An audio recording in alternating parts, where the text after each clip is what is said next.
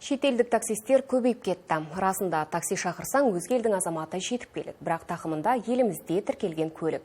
Елімізде 4237 шетелдік заңсыз такси қызметін атқарғандығы анықталды. Олар темір тұлпарды жалға қалай алып жүр? Таксопарктер неге тексермеген? Еркелді Тілеуқұл жауаптылардан сұрады.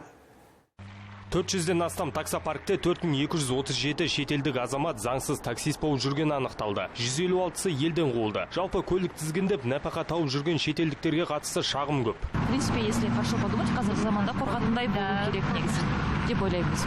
Ондай болмады. Но бірақ сондай мен түсіндіремін ғой. Сіз дұрыс жүрмеңіз, осылай жүрмеңіз десең, не қазақша сөйлей алмайды, не орысша сөйлей алмайды. Был случай.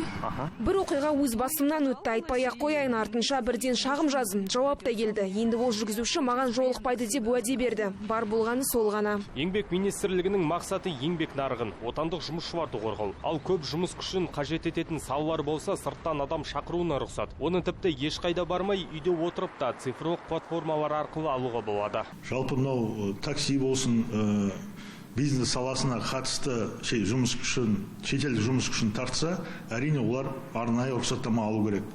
Рұқсаттаманы жаңағыда айтқандай сияқты, ол өтінімдерін жергілікті атқарушы органға береді. Сол бекітілген квота шеңберінде жергілікті атқарушы орган сол жұмыс берушіге сол өтінімдерін қанағаттандырып, арнайы рұқсаттама береді. Шеттен келген туристпен жұмыс істеуге ниеті бар адамның ара-жігін ішкі істер министрлігінің өкілдері ажыратып берді. Полиция подполковнигі Алтынбек Масақбаевтың айтуынша, оның өз елінде сотталған-сотталмағанын анықтау керек. Былтырғы жылғы 2024 жылғы статистиканы алатын болсақ, 2024 жылы 97 мыңнан аса 98 мыңдай шетелдік әкімшілік жауапкершілікке тартылды.